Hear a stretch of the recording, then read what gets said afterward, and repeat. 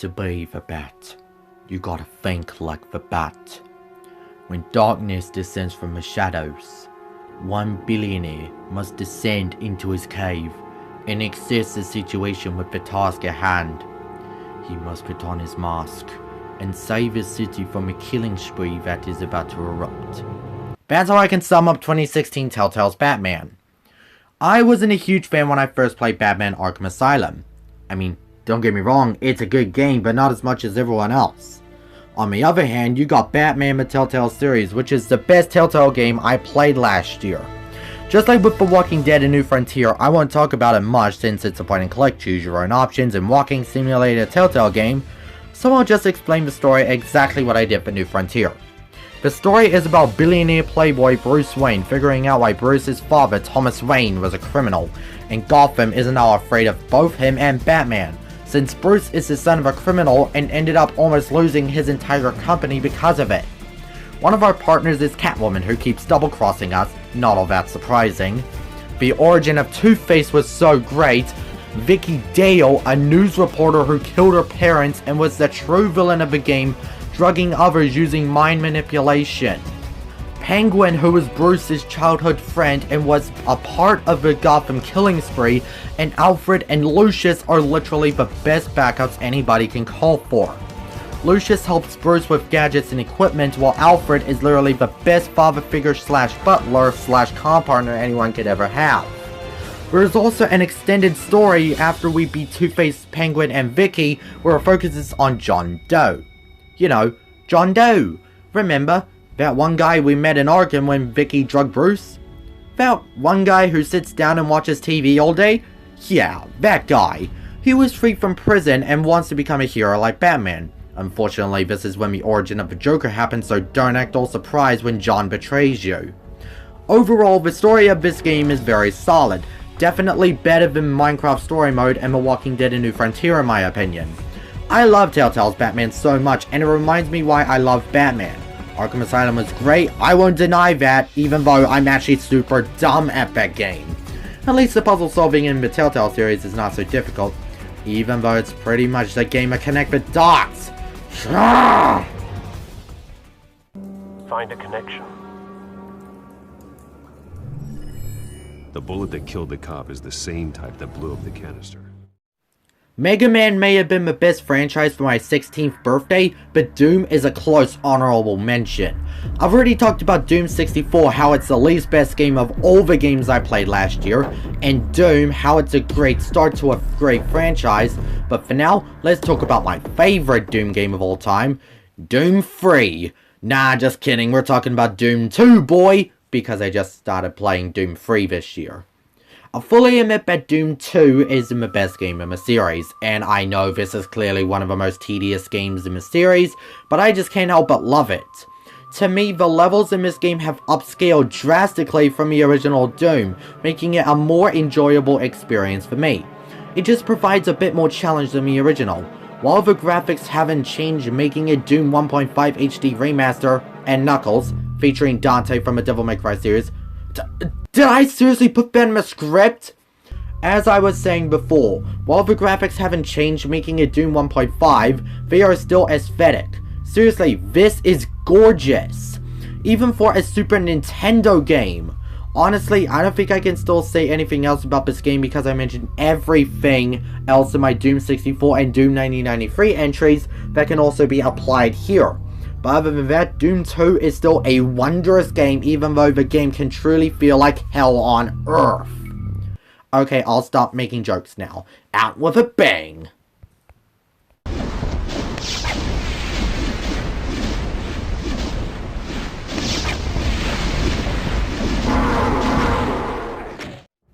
Looking at the year I'm talking about, 2020, I haven't really bought many games released in 2020. Only downloadable ones. I haven't played the Final Fantasy VII Remake or Animal Crossing New Horizons yet, and I sure as heck would not want to know what FIFA 21 Legacy Edition or The Last of Us Part 2 are like.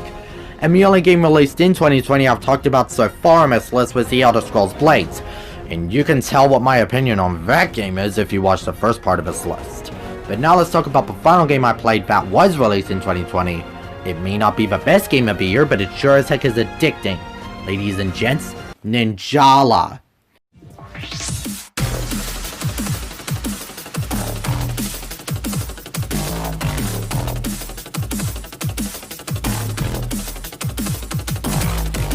Ninjala is so addicting, and I mean really addicting. It's kinda like if Splatoon and Ninja Gaiden met each other in a press conference talking about a new game for the Nintendo Switch all about a ninja-styled shooter. But Fortnite and Jet Set Radio joined in the conversation, saying that the game should be hitting people close range while making it a mostly online game with the main gimmick being gum. If you mutate Splatoon, Fortnite, Ninja Gaiden, and Jet Set Radio together, that is pretty much how Ninjala is born. Sure, there's only one arena to fight, and I know that too much of a good thing is bad, but honestly, even though you can get sick and tired of this arena sometimes, it's still a great arena. You can climb up walls, you can whack the other players super hard that they get stuck in bubblegum, and even quick time events to outsmart the other player clashing with you. Also, you know how in games such as Fortnite where you usually wait in an area that isn't located on the map but you can't damage your opponents? Well, Ninjala has a dojo and a random character that is used as a test dummy before you have to wait for a full team. And considering how sometimes the servers can be online on some games, there's an 80% chance you'll get a full team in a minute and a half before entering a match. And yes, you can't go into a game unless you have a full team of 8. So you better pray to sweet merciless Lady Palutena that you get a full team sooner or later, because otherwise, gotta do the dishes and fold the laundry, son. Just like with Splatoon, you can customize your OC by changing his or her outfits whatever gender you're using. And the weapons options, while feeling a bit more limited than in Splatoon, they're still fun to use. Splatoon was already one of my favorite games of all time, so having a game in the style of it, even having an animated show dedicated to it, even crossing over with Sonic the frickin' Hedgehog having Sonic outfits. This game is my favorite online feature on the Switch and is my favorite game released in 2020.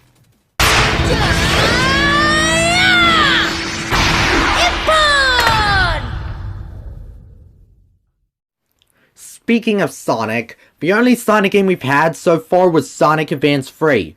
So now, let's talk about another Sonic game.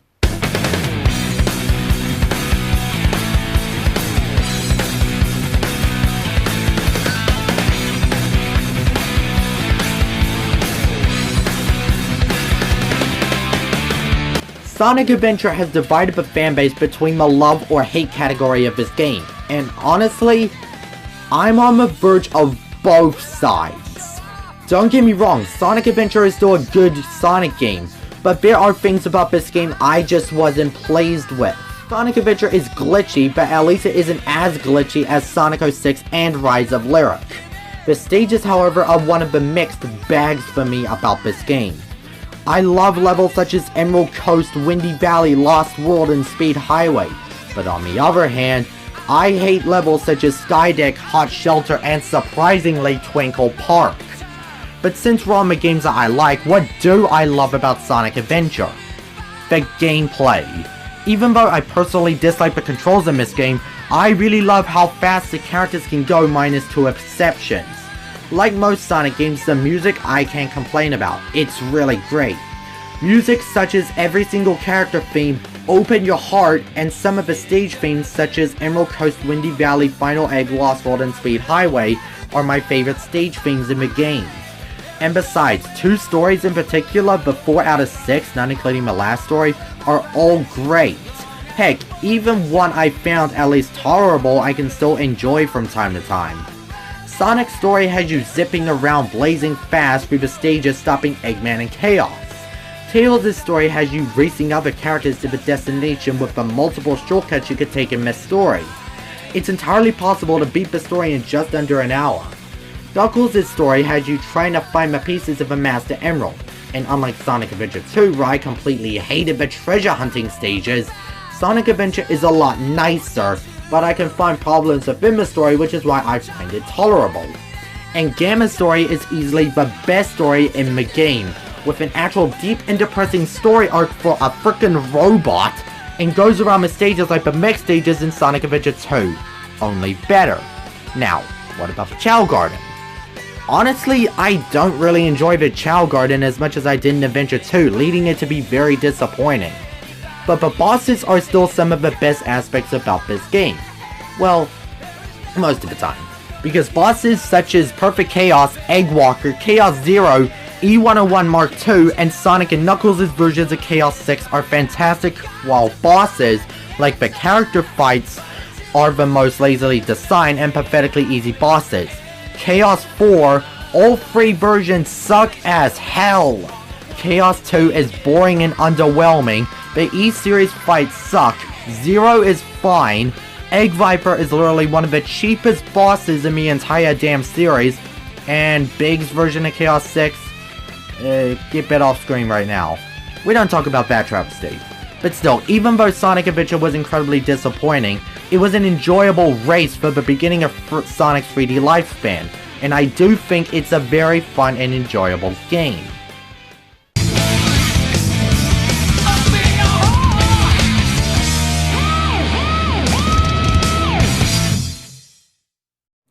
Even though I've started being a bit more critical to games, seeing flaws in the game and making my points towards them, honestly, around 75% of the time my criticality can go overboard, because on numbers 22 and 21, we had 2 of the best games of all time, but now it's time for a 3rd.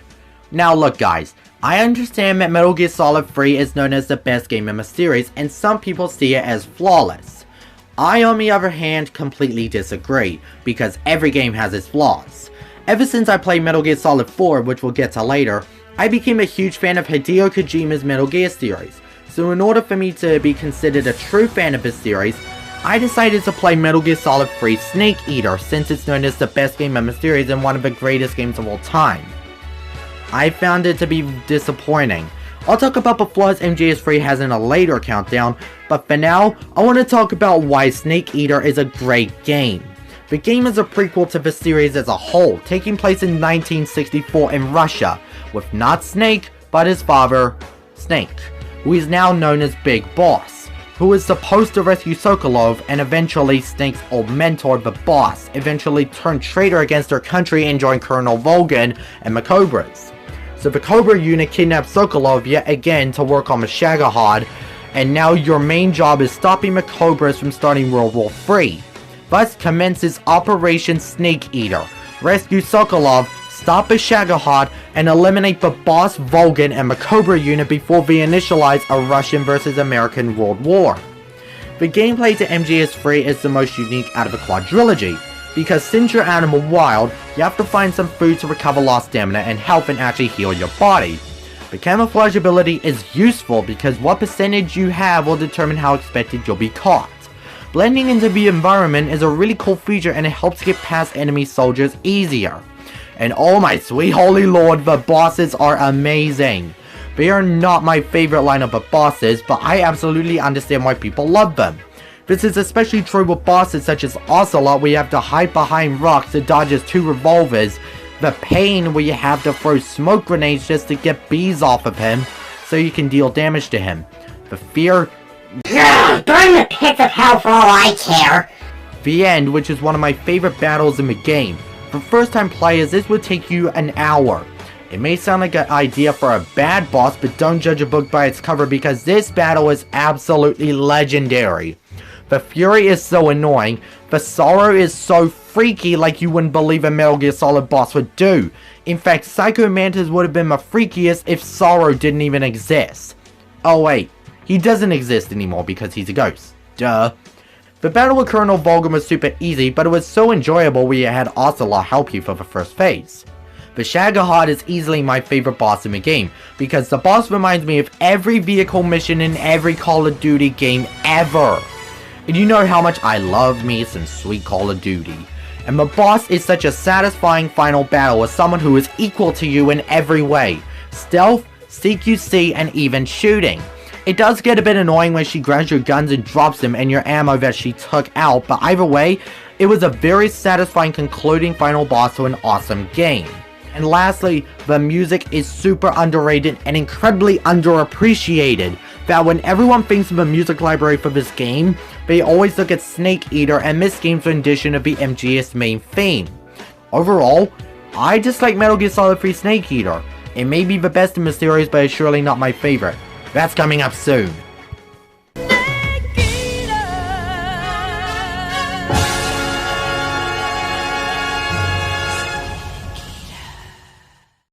The HD remasters of the PS2 Metal Gear Solid games on PS3 and Xbox 360, aka Metal Gear Solid 2 and 3, may be fantastic, but let's go on with my favorite PS3 HD remasters of the PS2 games, the Jak and Daxter series.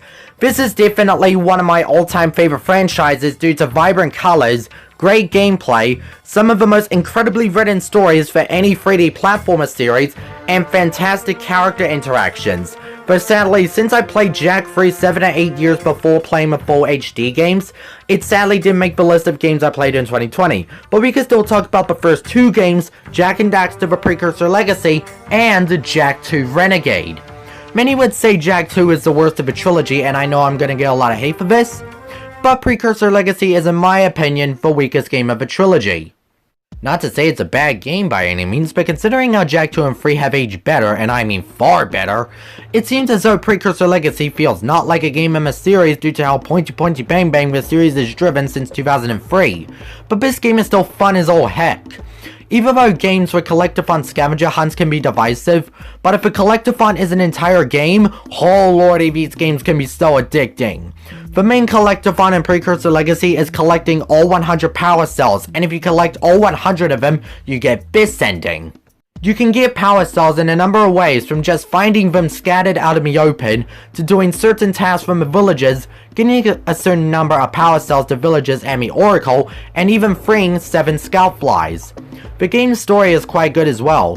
While it's more suited for comedic people, this game's story is still really good. I can never take the story seriously because of Daxter. I may not like Daxter so much, but even I can't deny that he steals the entire show along with Samos. Looking at the graphic comparison from the original PS2 version from each of the remasters on PS3, PS Vita, and PS4, this game still looks beautiful no matter what the graphics. By the way, go play the versions on PS3 and PS4, it'll be more immersive. Speaking of the graphics, oh my sweet holy lord, these graphics are aesthetically exquisite. No wonder why these are some of the best graphics on the PS2. But the HD remaster on PS3 and PS4 are even more gorgeous with the upgraded engines. Some of the most gorgeous looking areas in my opinion are Geyser Rock, Sentinel Beach, and Snowy Mountain, because those levels show this game its true colors. All in all, even though the Precursor Legacy is my least favorite game in the trilogy, it's still a fun game. Get this game, now!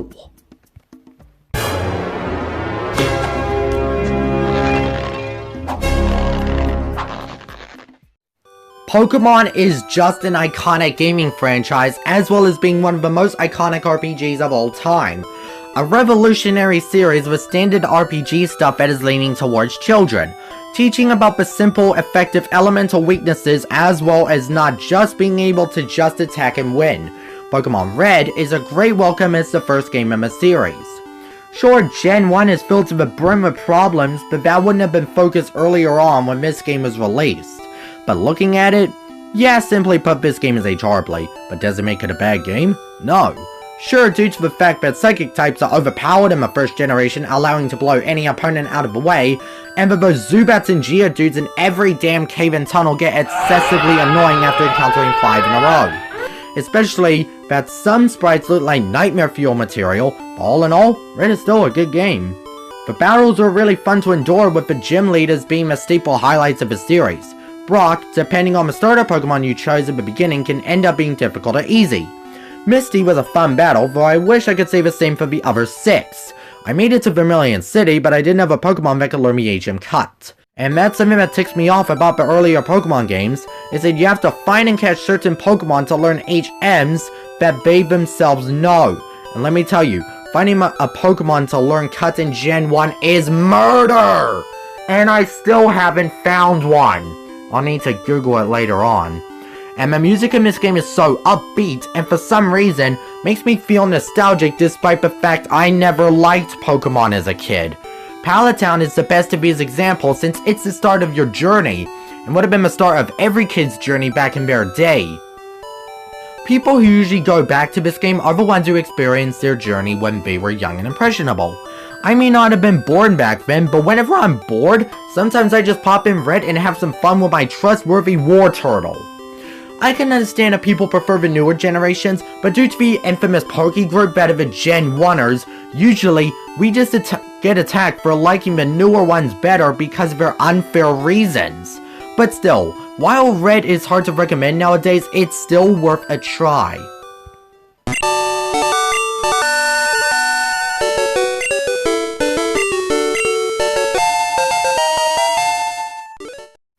Just like with the mainline Sonic games, the spin-offs are usually attacked as well. Usually because Sega slaps random ideas onto the franchise to keep their fans entertained. But isn't that what spin-offs sometimes do? Personally, I find most of the spin-off Sonic games to be really fun, and whenever I'm not playing a mainline Sonic game, I just put in a spin-off and have some wonkin' fun. When it comes to spin-off games, the Sonic All-Stars Racing franchise, most fans say are the best the series has come with spin-offs, and generally, just great Sonic games in general. Sonic and All-Stars Racing Transform is one of my most nostalgic games of all time, and still one of my favorite Sonic games ever made. And because I love that game, for years I've been wanting to play the first game, and in 2020, I found a copy.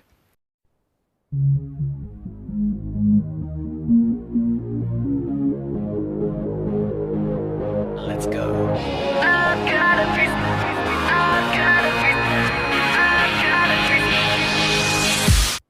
Sonic and Sega All-Stars Racing is usually criticized for being a Mario Kart clone, but hey, there's nothing wrong with inspired ideas as long as they're done right, and this game gets it right. The tracks in this game, I feel the sequel is superior towards. The track layout in this game is really fun and makes the game more competitive, as well as with the extra modes that you can play, because if this game was just racing, I'd honestly get bored of it. But the extra modes that you can play with friends makes this game extremely fun while bashing your friend's head in frustration, but end up getting back together.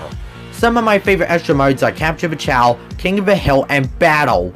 Not only that, but there's an entire mode sort of like a story mode where you do different missions with different characters, and there are a crap ton of missions to do. And even if you don't get all the highest ranks in every mission, you can always go back out on the track and do it again. Especially due to the fact that you can earn Sega Miles at the end of every mode and go to the shop to spend them, whether it's on characters, stages, and music. And when you unlock music, they usually go into a certain type of environment of your franchise for their music, and you usually get a selection before every race to choose the music you want. Seriously, playing Final Fortress's theme and Eggman Fleet stages is what makes this feature fantastic. This is a spin-off crossover making many of Sega's long and lost characters they forgot about to be in this game, like Reel from Shenmue, Beat from Jet Set Radio, Knights, even the former mascot Alex Kidd, freaking Opa Opa, and even third-party support with Banjo and Kazooie if you got the Xbox 360 version of this game. This game is so much content that keeps me coming back for loads more, and I so want to 100% complete this game. Someday, buddy. Someday.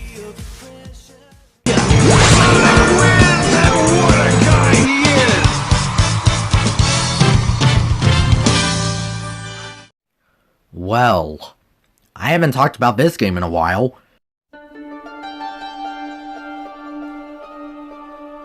Before I even knew what Shadow of the Colossus was, I knew about the title years earlier, and I was like, Shadow of the Colossus? Is that a movie?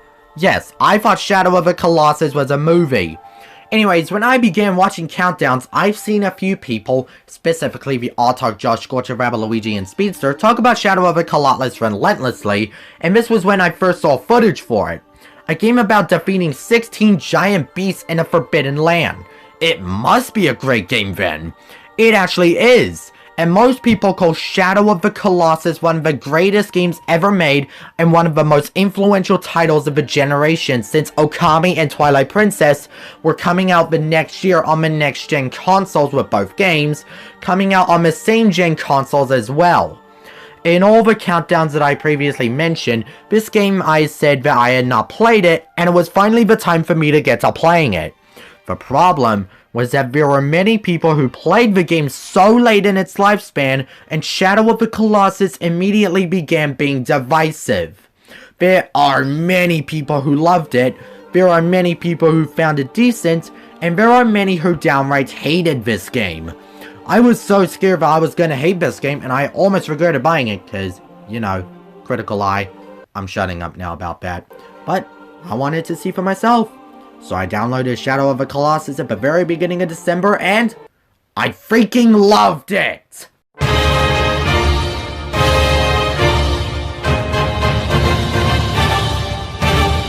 To me, I don't see why anyone would hate this game. Okay, that is a big fat lie. Of course I know why some may hate it. But one problem I can agree with everyone is when you take a big hit, it takes so long to get back up, especially...